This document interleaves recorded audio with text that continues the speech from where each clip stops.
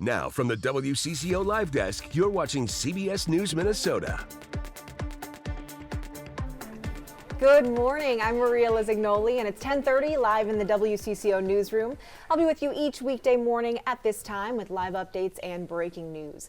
And I want to begin with a live look outside, looking over Minneapolis. You can see the camera shaking. It's windy out there, but you can also see that we dodged the snow that was forecasted. So that's why meteorologist Adam Del Rosso is joining us live now, because Adam, what happened? Well, I'll tell you from the get-go, there was a lot of uncertainty with this storm. I know on my shift on Sunday, I said, hey, there's a potential. We're watching the system. It's going to be passing by to our south. Monday, some of the models tried to bring that storm back north, and some of them were indicating the potential for some significant snowfall. Yeah, and there are still some parts of far southeastern Minnesota that will get the blizzard conditions. However, around the Twin Cities, we kind of missed out because of a few factors that are at play. And whenever we talk about larger systems like this, we like to look higher up in the atmosphere because that's what drives what happens at the surface. So if we could take the graphics here, this is a look at some of the upper level energy and the storm system as it made its way out of the Rockies and into the plains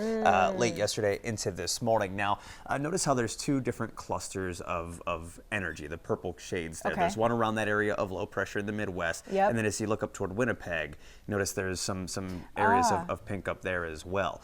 So earlier this week, the models were indicating that those two pieces of energy were going to kind of phase together and create a stronger storm, but also pull that center of circulation, that area of low pressure, farther north. Well, that didn't end up happening. Those two pieces of energy were moving at different speeds, and the models incorrectly had them merging together or phasing together. So this is what models were telling us earlier this week, that surface low would be farther north.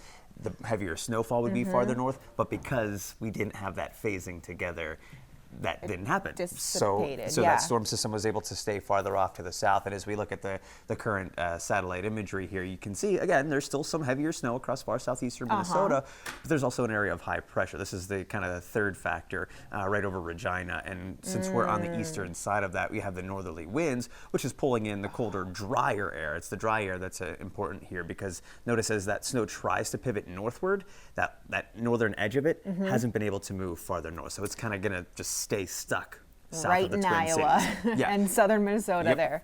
Okay. So that's basically all of the ingredients that kind of led to this forecast changing here last minute. And what's funny is that the storm before this one that led to the blizzard conditions in western Minnesota on Saturday, all of the models were in good agreement with that one. They all had a good idea on the storm track, how everything was going to move and play out, and that one came to fruition pretty easily. This storm, complete opposite. They were all over the place, and it wasn't until midday yesterday that everything kind of came together with this southern solution. And you guys are constantly keeping track of this. Joseph came in extra early this morning just to cancel that next weather alert around 4 a.m. Yeah, and it goes to show that the weather is always changing. It keeps us humble. I know forecasting has made leaps and bounds in what we're able to predict in our accuracy, but sometimes we get storms like this that still keep us on our toes. Exactly.